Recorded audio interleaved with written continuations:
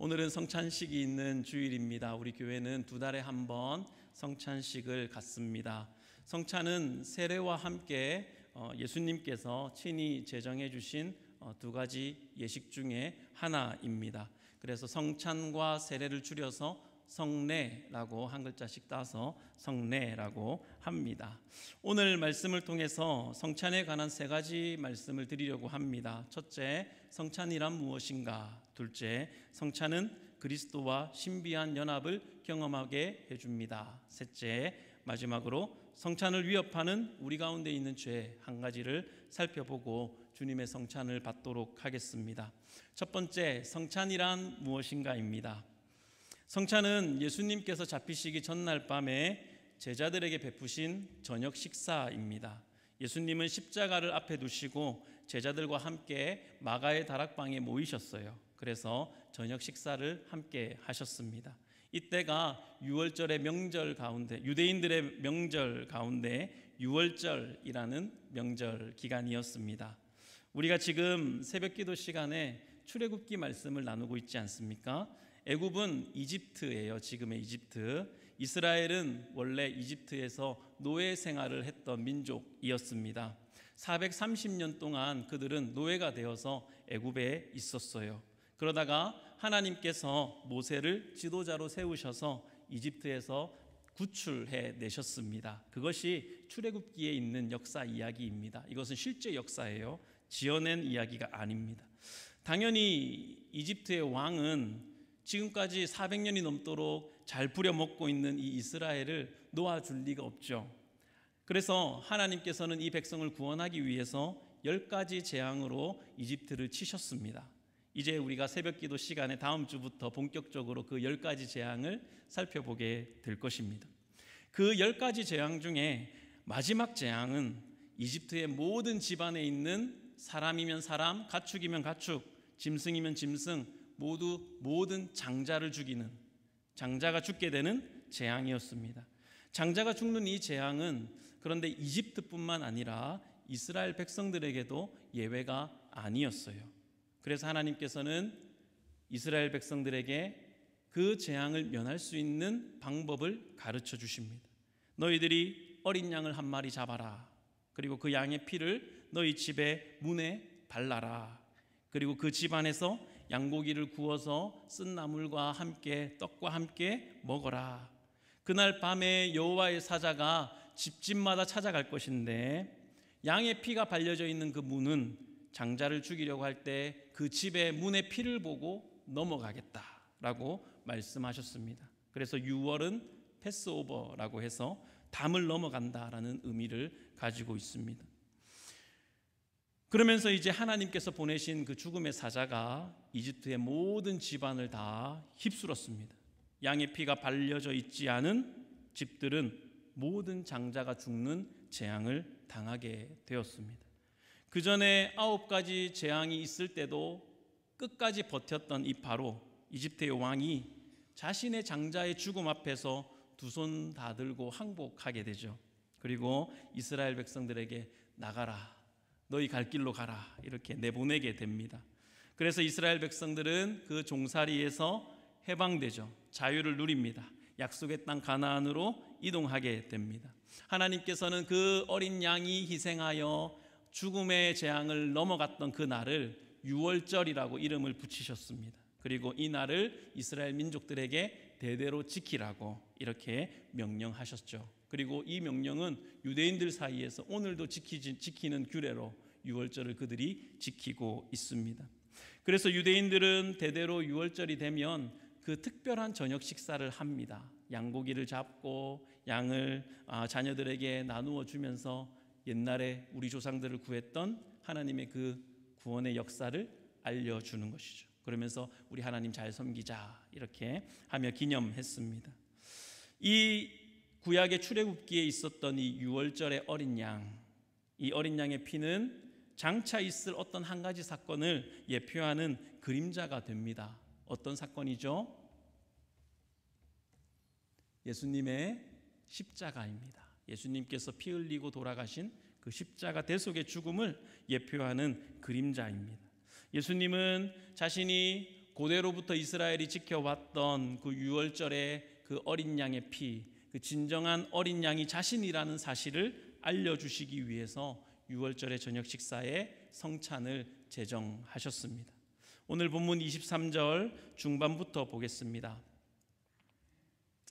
주 예수께서 잡히시던 밤에 떡을 가지사 축사하시고 떼어 이르시되 이것은 너희를 위하는 내 몸이니 이것을 행하여 나를 기념하라 하시고, 먼저 예수님은 떡을 떼시면서 이 떡은 내 몸이니라 라고 말씀하셨습니다. 유월절 어린 양의 살이 찢겨져서 죽임당하여서 이스라엘이 구원을 받았듯이 내가 너를 위하여 고난받을 것이다. 십자가에서 내 몸이 찢겨질 것이다. 그리고 그것이 너희를 구원하는 길이 될 것이다 라고 말씀하세요.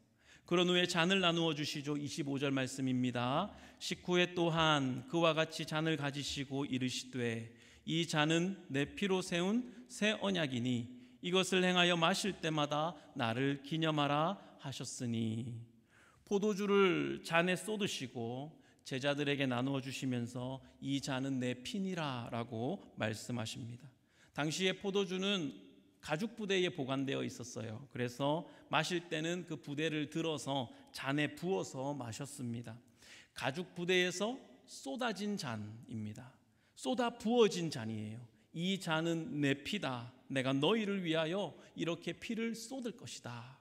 십자가에서 내 피가 그 나무를 타고 땅에 떨어질 것이다 라고 말씀하십니다. 그렇게 십자가에서 내 몸이 찢겨지고 내 피를 쏟음으로 나는 너희를 구원할 것이다 라고 말씀하시는 것입니다. 그러면서 유월절 저녁 식사 그 시간에 예수님은 그 십자가를 너희는 기념하라 라고 말씀하세요. 떡을 떼어주시고 잔을 부어주셨습니다. 그래서 세례 요한은 예수님을 처음 보았을 때 이렇게 말하죠. 보라, 세상 죄를 지고 가는 하나님의 어린 양이로다 라고 말했습니다. 그러므로 성찬을 우리가 받는 시간에 우리는 생각해야 합니다. 그분의 살이 찢겨져서 우리에게 생명이 되었다는 것, 그분의 피가 쏟아 부어짐으로 말미암아 우리에게 생명이 되었다는 것을 생각해야 합니다. 그분의 몸은 그대로 있으셔선 우리를 구원하실 수 없는, 몸이 찢겨지시고 그 피가 쏟아 부어져야 우리를 구원하실 수 있는 그 십자가를 통과하셔야 하는 그런 몸이셨습니다. 그래서 성찬은 그리스도께서 십자가에 못 박혀 죽으신 우리 죄를 대속하셨다는 그 복음을 눈에 볼 수 있도록 우리에게 보이는 설교로 역사합니다. 성찬은 복음의 핵심, 그리스도의 피를 우리 눈에 보여주는 설교예요. 비록 설교자의 설교 가운데 복음이 빠져 있다 할지라도, 그리고 설교자의 심령 속에 복음의 은혜가 충만하 있지 않다 하더라도 그 예배 시간에 베풀어지는 성찬이 있다면 그리스도의 대속의 죽음이 충만히 선포되는 것입니다. 그 복음이 선포가 되는 것입니다. 이것이 우리가 성찬을 행하는 중요한 의미고 이유입니다. 또한 성찬은 그리스도의 십자가 대속의 죽음을 기념하는 것만으로 그치는 것이 아니라 성찬은 그 이상의 영적인 힘도 성도에게 공급해 줍니다. 성찬은 우리가 실제로 먹습니다. 그렇죠. 몸 안으로 들어가요. 다시 말하면 감각적으로 체험되는 거예요. 우리가 무엇을 먹으면 그것이 어떻게든 우리 몸속에 작용하죠. 좋은 것을 먹으면 좋은 에너지와 양분으로 작용하고, 나쁜 것을 먹으면 독소가 우리 몸에 쌓이게 될 거예요. 그렇게 실제로 먹는 것은 우리에게 영향을 줍니다. 우리가 받는 성찬도 그렇습니다.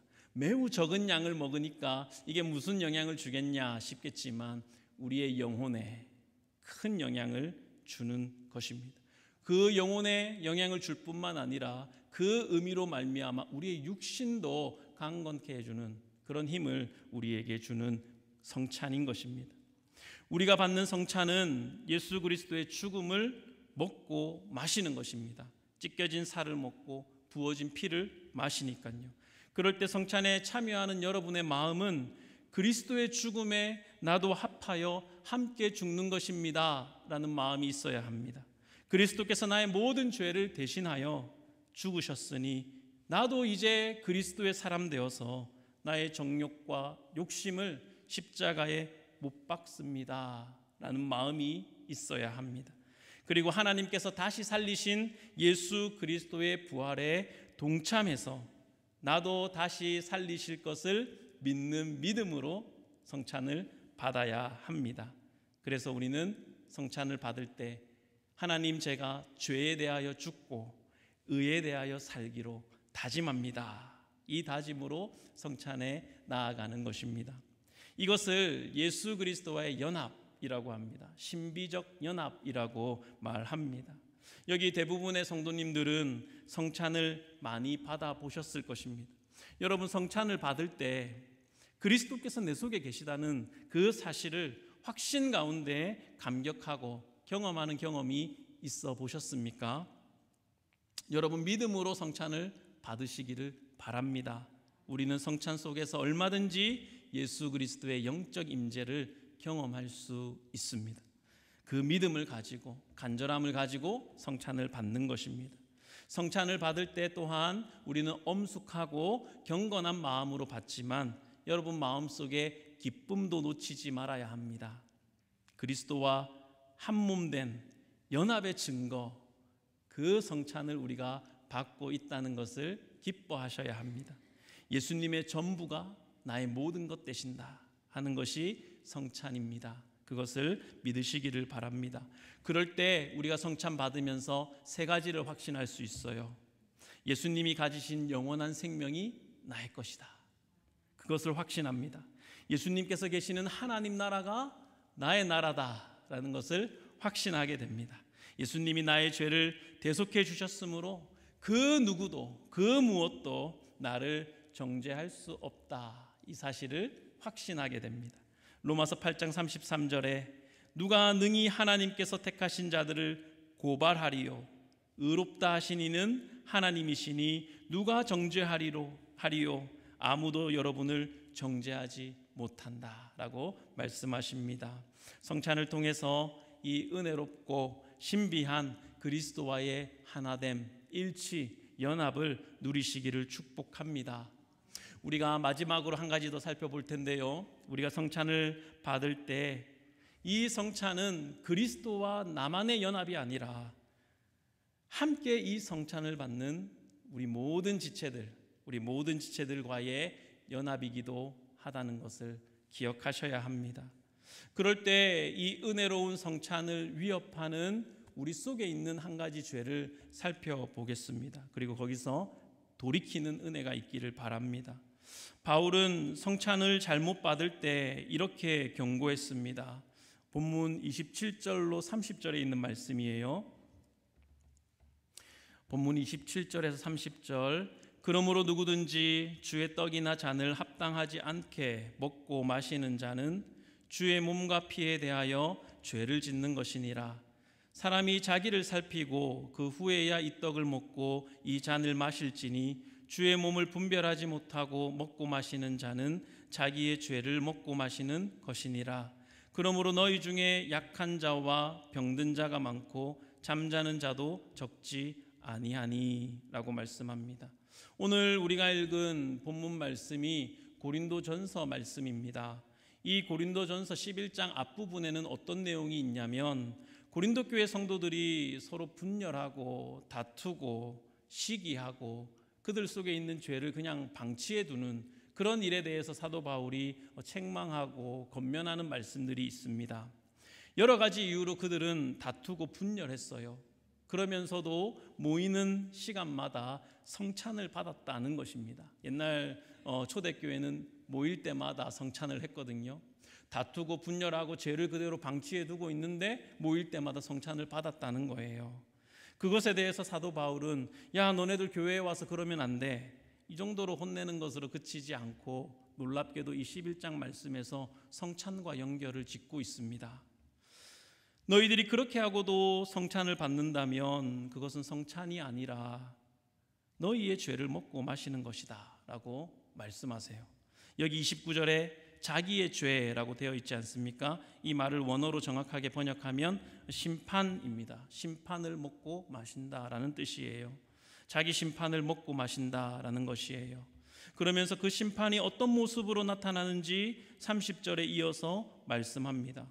그렇기 때문에 너희 중에 약하고 병들고 심지어 죽는 자들도 많이 생겨나는 것이다 라고 말씀합니다. 놀랍지 않습니까? 놀랍지 않나요? 여러분을 겁주려는 의도는 전혀 없습니다. 그런데 이게 구약이 아니라 신약에 기록된 말씀이에요. 너희가 그렇게 함으로써 성찬이 유익이 되지 못하고 도리어 너희에게 해롭게 되었다고 바울은 말합니다. 아까 제가 성찬을 받을 때 우리의 영혼뿐만 아니라 우리의 몸도 영향을 준다라고 말씀드렸죠. 성찬을 성찬되지 못하게 받을 때 우리의 영혼뿐만 아니라 30절에 있는 말씀처럼 약하고 병들고 자는 자들도 많아졌지 않느냐라고 사도 바울은 이야기하고 있습니다. 그러면 저들이 저렇게 된 이유를 알아야겠죠. 저들은 도대체 무엇 때문에 서로 다투고 분열했을까? 먼저 그들은 간단히 고린도전서 앞에 있는 내용을 간략하게 요약하면 선호하는 목회자가 달라서 분열했습니다. 나는 아볼로파, 나는 바울파, 나는 그리스도파, 이렇게 선호하는 설교자, 목회자가 달라서 분열하고 다투었습니다. 또한 그들은 선호하는 신앙, 윤리의 색깔이 달라서 분열하고 다투었어요. 그리고 하나님께서 주신 은사 때문에 분열했습니다. 다투고 비난하고 당을 짓고 같이 앉지도 않고 음식도 같이 먹지 않고 말도 안 하고 인사도 안 했겠죠. 이 지점에서 우리가 생각해 볼 것이 있습니다. 무엇을 생각해 봐야 될까요? 교회 안에서 서로 분열하고 다투는 것은 우리의 죄 때문에 일어난다는 것이라기보다 우리의 죄된 의 때문에 일어날 때가 훨씬 많은 것 같습니다. 우리는 교회를 섬긴다는 이유로 교회를 섬기기 위해서 얼마든지 서로 싸우고 분열할 수 있다는 사실을 경계해야 합니다. 그것을 깨달아야 합니다. 내가 섬기는 것, 내가 잘하는 것으로 나의 존재감이나 나의 정체성을 형성한다면 우리는 무조건 분열하고 깨어지게 될 겁니다. 나는 헌신봉사하고 있는데 저 사람은 뭐 하는 거지? 라는 마음이 내 안에 들어오면 그 사람을 얄밉게 여기는 그 마음의 동기는 무엇입니까? 여러분의 죄 때문일까요? 아니면 여러분의 선한 행실 때문일까요? 여러분의 봉사와 섬김이 그 악한 미움의 마음을 만들었다면 무엇이 여러분의 마음에 그 분열을 만들게 한 겁니까? 선한 행실 때문이잖아요. 우리는 주의 일을 할 때 그것을 경계해야 합니다. 그것이 우리를 아주 쉽게 나누고 분열하게 만들기 때문에 그렇습니다. 성찬에 나아갈 때 우리는 이것을 버려야 합니다. 자기 의를 버려야 해요. 이것이 하나됨, 연합과 일치를 위협하기 때문에 그렇습니다. 잘 될 때, 앞으로 전진할 때 우리는 우리 자신을 잘 살펴보고 신중하고 겸손하게 또 하나님의 그 예수님의 성품을 닮아가는 섬김으로 우리는 나아가야 할 줄로 믿습니다. 하나님께 우리가 그렇게 겸손한 모습으로 나아가는 교회가 되게 해달라고 우리가 모두가 한 마음 모아서 기도할 수 있기를 원합니다. 이런 것들은 사실 드러난 죄보다 훨씬 더 위험하죠. 왜냐하면 겉모습은 선한 행실이지만 속은 악으로 차 있기 때문에 그렇습니다. 그러므로 우리는 무엇을 붙잡아야 될까요? 무엇을 우리의 존재로 삼고 우리의 정체성으로 삼아야 하겠습니까? 오직 예수 그리스도의 십자가 복음, 그 겸손하신 그리스도의 복음만이 우리의 존재를 형성하고 우리의 정체성을 형성해 나아가도록 맡겨야 합니다. 내가 행한 어떤 일이 아니라 나의 의가 아니라 하나님께서 나를 위해서 행하신 그 일로 내 마음에 충만해야 합니다. 그리스도께서 나를 위해 행하신 그 일로 나의 존재, 나의 정체성을 형성해야 합니다. 그러면 우리는 겸손하게 나보다 남을 낮게 여기죠. 나와 같은 죄인을 구원하신 하나님의 은혜가 놀랍습니다. 이 고백밖에 없기 때문에 그렇습니다.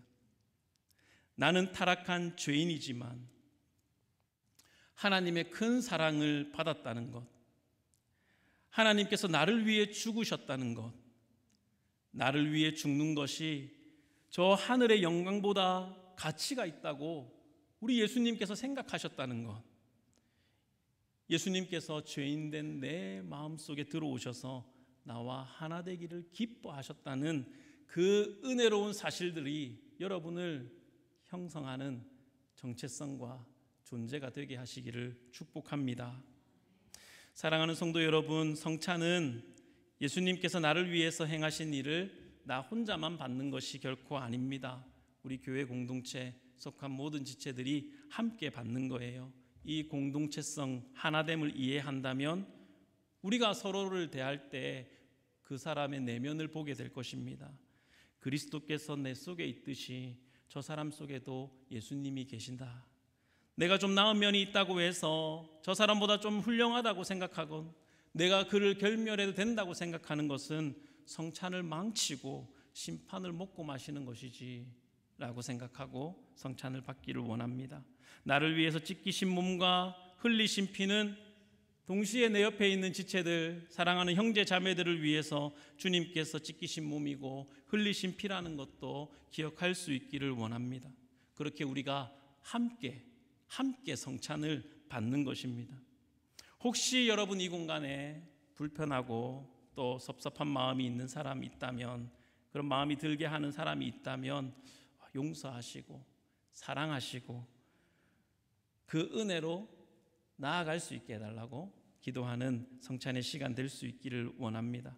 마음을 돌이켜서 예수 그리스도로 충만해지십시오. 그리스도께서 여러분 마음을 주장하게 하십시오.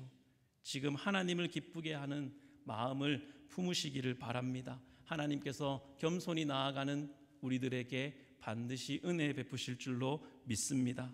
오늘 우리가 받는 이 성찬, 그리스도와 연합하는 이 성찬이 나와의 연합일 뿐만 아니라 우리 모두가 연합하고 하나 되는 공동체의 식사가 되기를, 주님께서 초대하는 만찬이 되기를 주님의 이름으로 축원합니다.